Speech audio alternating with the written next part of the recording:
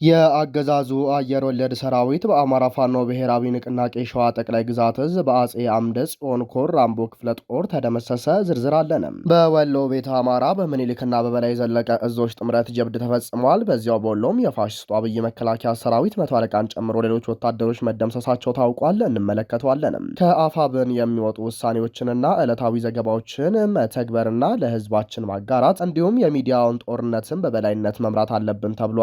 እናስደምጣለን ጣችኋለን። ሰላም ጤና ፍቅር የምንመኝላችሁ ውድ የብላክ ላይን ሚዲያ ቤተሰቦቻችን እናንተን ይመጥናሉ ብለን ያሰብናቸውን የተመረጡ የጥር 20 ቀን 2018 ዓመተ ምህረት የምሽቱን የግንባርና ወቅታዊ መረጃዎችን ወደ እናንተ ይዘን ቀርበናል። ሰናይ ቆይታ። ትግላችን መስመር እየያዘ ነው። ወደ አንድ ሰብስበው ያመጣን ድርጅታችን ህገ ደንቦችን እያወጣ ወጥ አታጋይ መስመር እየዘረጋ ነው። አመራሮች በራሳቸው መንገድ የሚያደርጉትን እንቅስቃሴና የሚዲያ አጠቃቀምን ሸክፎ የያዘ ማዕከላዊነትን በጠበቀ መልኩ መልእክቶች ለህዝባችን እየደረሱ ነው። አውራጃዊነትና ግለሰባዊ የገጽታ ግንባታና ገደላ በትግሉ አንድነት ላይ ከባድ ፈተና የጣለ ጉዳይ ስለነበረ ይህ ችግር እንዲስተካከል አፋብን አቋም ይዞ ለህዝብ ይፋ አድርጓል። ከሚዲያ አጠቃቀም አንጻር ከፋኖ ሰራዊት ጀምሮ እስከ አመራሩ ብሎም ደጋፊው ህዝብ የእርስ በእርስ ሽኩቻውና አለመተማመን ውስጥ ገብቶ ጠላታችን የማሸነፊያ መንገድ አድርጎ ተጠቅሞበት ከ2 ዓመት በላይ አንድነት ሳይፈጠር በመቆየቱም በርካታ ጉዳቶችን በትግሉ ላይ አስተናግዶታል። በተለይም ኢንተርኔት ከመዝጋት ተቆጥቦ በማንኛውም ቦታ ላይ የተሻለ የኢንተርኔት ጥራት እንዲኖር አድርጎ የራሱን አክቲቪስቶች በጎጥ ስም አደራጅቶ የአውራጃ ውዝግብና የግለሰብ ስም ማጥፋት በትልቁ እንዲሰራበት አድርጎ ውጤት አግኝቶ ቆይቷል። በአርቲፊሻል ኢንተለጀንስ ወይም በሰው ሰራሽ አስተውሎት የምስል የድምፅና የተንቀሳቃሽ ምስል ቅንብሮችን በማዘጋጀት ያልተፈጠሩ ነገሮች እንደተፈጠሩ አድርጎ ለህዝብ ይፋ በማድረግ አንድነታችንን ፈትኖታል። ችግር የወለደው የህልውና ትግል ሆኖ ፈጣሪም እያገዘን በአስተዋይ ታጋዮችና ደጋፊዎች እስካሁን በጽናት ትግሉ ቀጠለ እንጂ እንደ አረመኔው ብልጽግና አያያዝ እስካሁን አይቆይም ነበርም። ጎንደርና ጎጃምን እንደ ታጋይ ሳይሆን እንደ ህዝብ ለማጋጨት ያልተሞከረ ክፋት አልነበረም። ወሎና ጎጃምን፣ ሸዋና ጎጃምን ለማጋጨት በርካታ ቅንብሮችም ተካሂደዋል። በሺዎች የሚቆጠሩ የሐሰት ገጾች ተፈጥረው ሊጥሉን ቢሞክሩም ዳሩ ግን አንድነታችንን ለማብሰር ችለናል። የተላለፈውን መመሪያ ሚዲያዎችና እያንዳንዱ አክቲቪስት ሊተገብረው የሚገባ አስገዳጅ ነገር ነው። አፋብን በርካታ ነገሮችን እየሸከፈ ወደ አንድ እዝ እያመጣ ስለሆነ መሬት ላይ እንዲተገበር ደግሞ የእኛ ድርሻ ትልቁን ቦታ ይይዛል። ከድርጅቱ የሚመጡ ውሳኔዎችንና ዕለታዊ ዘገባዎችን እየተከታተልን ለህዝባችን ማጋራት የሚገባም ሲሆን የሚዲያውን ጦርነትን በበላይነት መምራት አለብን እንላለን እንደ ብላክ ላይን ሚዲያ። በግንባር ዜናችን አፋብን ሸዋ ጠቅላይ ግዛት እዝ በዛሬው ዕለት ጥር 20 ቀን 2018 ዓ.ም ጠላት ያለ የሌለ የአየር ወለድ ሰራዊቱን ከሰላ ድንጋይ ከተማና ከጣርማበር ወረዳ በማሰባሰብ የወገንን ኃይል የማፈን ምናባዊ ዓላማ አንግቦ ወደ ሳሲትና አይሶፌ ቀጠናዎች በማቅላት ላይ እያለ መረጃው ቀድሞ የደረሰው የአማራ ፋኖ ብሔራዊ ንቅናቄ አፋብን ሸዋ ጠቅላይ ግዛት እዝ የአጼ አምደ ጽዮን ኮር አካል የሆነው ራምቦ ክፍለ ጦር ልዩ ስሙ አጃና ሚካኤል መገንጠያ ላይ በጣለው የደፈጣ ጥቃት ከ19 በላይ የሚሆኑት የብልጽግናው ሰራዊት እስከ ወዲያኛው ሲሸኙ በርካቶችን ቁስለኛ በማድረግም ከፍተኛ ኪሳራ ሲያደርስበት በደፈጣ ጥቃት የተጀመረው ወደ ጨበጣ ውጊያ ተቀይሮ አድማሱን በማስፋት ክፍለ ጦሩ ታላቅ ድል ተጎናጽፏል ሲል እዙ ገልጿል። ብላክ ላይን ሚዲያ ከእዙ እንዳረጋገጠው በጀግናው ሰራዊታችን ደፈጣ ላይ የወደቀው የአየር ወለድ ክፍለ ጦር አባላቱም በጉዞ ላይ እያሉ በተፈጸመበት የቦምብ ጥቃትና እንደ እሳት በዘነበበት የጥይት አሩድ በርካቶቹ ሲገደሉ፣ ቀሪው የሰላ ድንጋይ ሆስፒታልን ያጨናነቀ ሲሆን በመኪና ተጭኖ ወደ ሰላ ድንጋይ የተወሰደው የሰራዊቱን አስከሬን መቅበሪያ በከተማው በስተ ምስራቅ አቅጣጫ በግሬደር እየተቆፈረ የቀብር ጉድጓድ እየተዘጋጀ ይገኛል ተብሏል።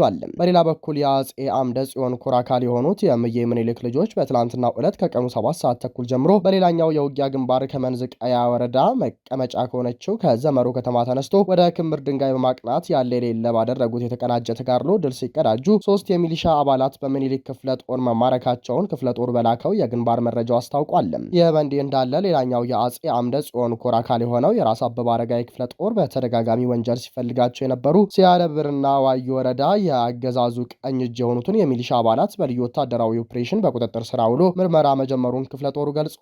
ክፍለ ጦሩ በቁጥጥር ስር ስላዋላቸው የሚሊሻ አባላትን በሰጠው ማብራሪያ መሰረት ግለሰቦቹ ከዚህ ቀደም በፋኖ መዋቅር ስር ሆነው እየሰሩ የነበሩና በመሃል ክህደት ፈጽመው ወደ ጠላት የገቡ ከዛም ፋኖን ይቅርታ አድርጎላቸው በድጋሚ ወደ ፋኖ አደረጃጀት ተመልሰው በስራ ላይ ያሉ ዳግም ክህደት በመፈጸም ደብረ ብርሃን ከተማ ድረስ በመሄድ በአገዛዙ ቤት የማጭበርበሪያ የመጀመሪያ ተሃድሶና 94,000 ብር ወስደው የአማራን ህዝብ እየጨፈጨፈ ላለው አገዛዝ ታምነው በሚሊሻ ስምሪት ላይ በነበሩበት ወቅት በራስ አበበ አረጋይ የክፍለ ጦር ቃኞች በቁጥጥር ስር መዋላቸውን የአማራ ፋኖ ብሔራዊ ንቅናቄ አፋብን ሸዋ ጠቅላይ ግዛት እዝ የህዝብ ግንኙነት መምሪያ አሳውቋል።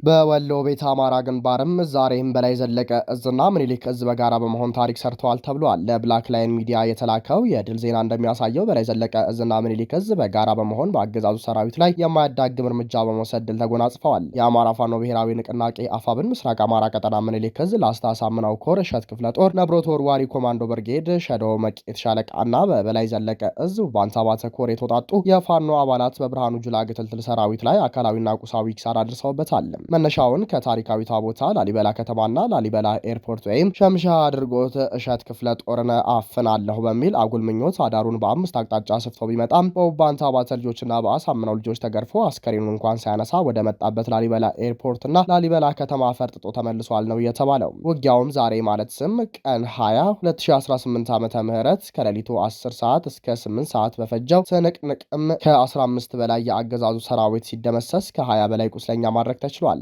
ምኒልክ እዝ በላከልን መረጃም አንድነታችን ኃይል ነው። ከአሁን በኋላ እንደ አማራ አንድ ድርጅት ፈጥረናል። በጎጥ አጥር ሳንካለል ስንፈልግ ሸዋ፣ ስንፈልግ ጎጃም፣ ጎንደርና ወሎ በማንኛውም ቦታ ተወርውረን ጠላትን አከርካሪውን እንሰብረዋለን ሲሉ የምኒልክ እዝ ምክትል ወታደራዊ አዛዥና የላስታ አሳምነው ኮር ሰብሳቢ አርበኛ ወንድሙ ማሩና የበላይ ዘለቀ እዝ ባንታ ባተ ኮር አዛዥ አርበኛ አመኑ አለማንተ በጋራ መልእክት አስተላልፈዋል። በዚያው በወሎ ቤተ አማራ ግንባር የፋሽስቱ አብይ መከላከያ ሰራዊት 100 አለቃን ጨምሮ ሌሎች ወታደሮች መደምሰሳቸው ታውቋል። እዙ ለብላክ ላይን ሚዲያ የላከው መረጃ እንደሚያሳየው ከጥር 18 ቀን 2018 ዓ.ም ጀምሮ ጠላት ከተለያዩ አቅጣጫዎች የሰበሰበውን ኃይል ወደ ምዕራብ ወሎ ሲያንቀሳቅስ በንጉስ ሚካኤል አሊኮር ሰራዊት ጥቃት እየተሰነዘረበት ይገኛል።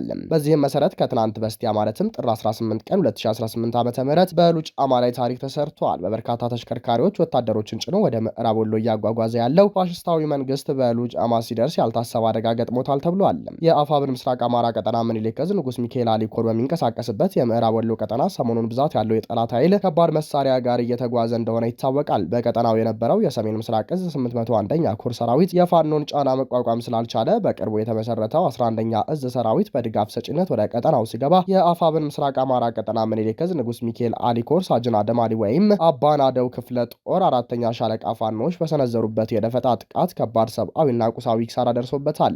ከደሴ ተነስቶ በስተምዕራብ በኩል ሲጓጓዝ ከነበረው በርካታ ኃይል መካከል ወደ አማራ ሳይንት ሊገባ በ6 ወራርና በ4 ፓትሮል ተጭኖ ሲጓጓዝ የነበረ የጠላት ኃይል ላይ እነ ሞታይ ፈሪ በሰነዘሩ ጥቃት የደረሰው ጉዳት ከባድ ሲሆን 5 የመከላከያ መስመራዊ ወታደሮች ሲደመሰሱና 100 አለቃ እንዲሁም 3 አድማ ብተና በድምር 9 የጠላት ኃይል እስከ ወዲያኛው ሲሸኙ 7 መከላከያና 9 አድማ ብተና በድምሩ 16 ጠላት ቁስለኛ ተደርጓል።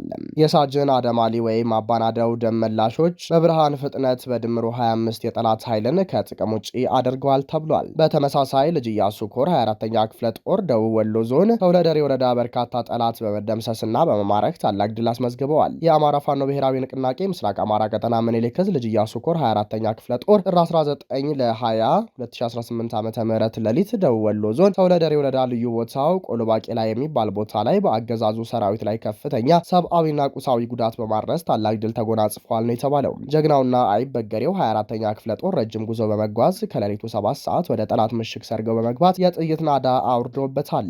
ጠላት ጥቃቱ ሲፈጸምበት ጨለማ ስለነበር ግማሹ ገደል ሲገባ፣ ግማሹ ደግሞ ሙትና ቁስለኛ ሆኗል። ልጅ ኢያሱ ኮር 24ኛ ክፍለ ጦር በተጋድሎ 10 የፋሽስቱ አገዛዝ ሰራዊት ምርኮኛ ያደረጉ ሲሆን 15 ክላሾችንም በመማረክ ታላቅ ድል አስመዝግበዋል ብሏል። የአማራ ፋኖ ብሔራዊ ንቅናቄ አፋብን ምስራቅ አማራ ቀጠና ምኒልክ እዝ።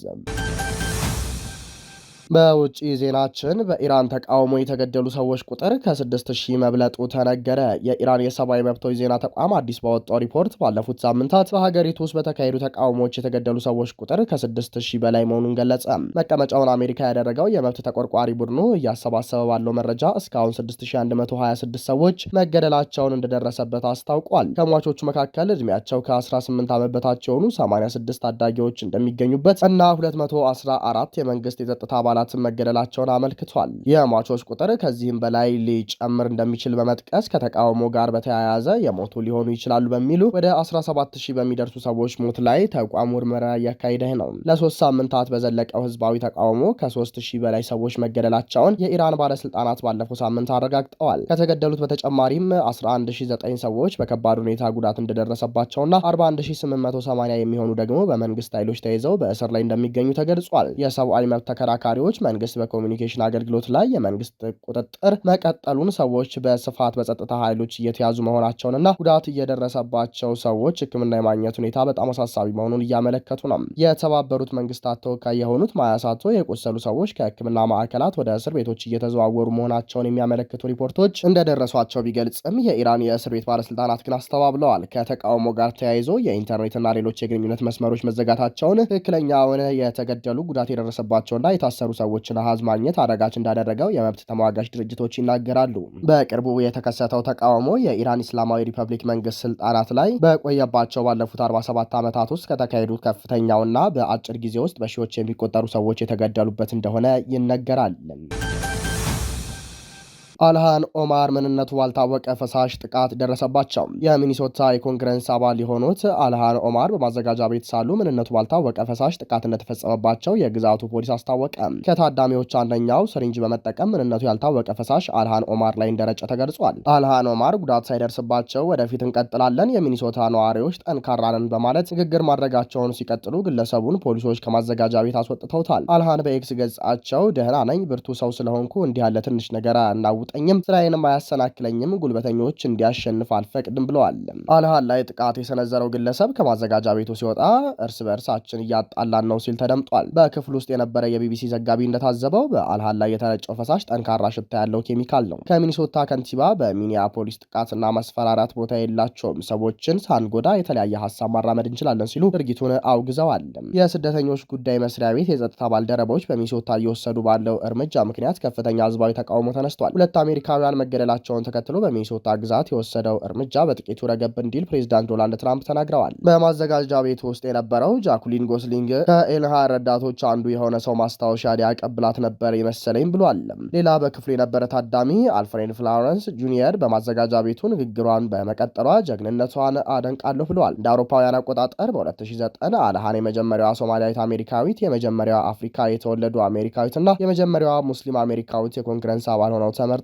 አልሃን ጥቃት የደረሰባቸው ወደ 100 ሰዎች በተገኙበት የማዘጋጃ ቤት ስብሰባ ላይ ነው። በሚኒሶታ ታህሳስ መግቢያ ላይ ረኔ ጉድ የተባለችው የ37 ዓመት ሴት በስደተኞች ጉዳይ መስሪያ ቤት የጸጥታ ባልደረቦች ስትገደል፣ ባለፈው ሳምንት ደግሞ አሌክስ ፕሬቲ የተባለው ግለሰብ መገደሉ ከፍተኛ ቁጣን አስነስቷል። ህዝባዊ ተቃውሞ ያስነሳው የአሌክስ ግድያ ዲሞክራቶችና ሪፐብሊካኖችም ጭምርን አስቆጥቷል። የትራምፕ አስተዳደር የሚወስደውን እርምጃ ለማርገብ የወሰነውም ለዚህ ነው። ሰኞ ዕለት የሀገር ውስጥ ደህንነት መስሪያ ቤት በሚኒሶታ የወሰደው እርምጃ የሚመሩት የድንበር ጥበቃ ኃላፊ ግሪጎሪ ቦቪኖ በግዛቱ ለቀው እንዲወጡ ወስኗል። የትራምፕ የድንበር ጉዳዮች ሹመኛ ቶም ሆማን ግሪጎሪ ቦቪኖን ተክተው ወደ ሚኒሶታ አቅንተዋል። አልሃን በማዘጋጃ ቤት ባደረጉት ንግግር የስደተኞችና ጉምሩክ ክፍል ከስራ መታገድ አለበት ብለዋል። የሀገር ውስጥ ደህንነት ጸሐፊ ክርስቲኖም ከስራ ተባረው በህግ ይጠየቁ ሲሉ አክለዋል። መናገራችንን እንቀጥላለን፣ እኔን አድምጡኝ፣ ትርክቱን እንዲቆጣጠሩ አትፍቀዱላቸው ማለት አልሃን ተናግረዋል።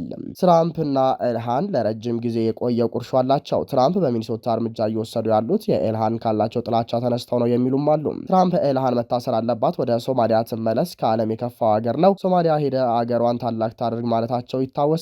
ሚኒሶታ አብዛኞቹ የሶማሊያ ስደተኞች የሚኖሩባት ግዛት ናት። ትራምፕ በሚኒሶታ ግዛት ያሰማሯቸውን 3000 የስደተኞች ኦፊሰሮች እንዲያስወጡ ጫናው በርትቷል። ትራምፕ ከፎክስ ኒውስ ጋር ባደረጉት ቃለ ምልልስ በሚኒሶታ ያሰማሩትን ኃይል ተከላክለዋል። በሺዎች የሚቆጠሩ ወንጀለኞችን በግዛቱ አስወጥተናል፣ የወንጀል ቁጥሩ ከፍተኛ ነበር፣ ቶም ሆማን በቦታው ይገኛል፣ የሚወሰደውም እርምጃ ይረግባል ሲሉ ምላሽ ሰጥተዋል። ክቡራንና ክቡራት አድማጭ ተመልካቾቻችን ለሰዓቱ የነበረን የዜናና የመረጃ ስርጭታችን ይህንን ይመስላል። ጤና ይስጥልን።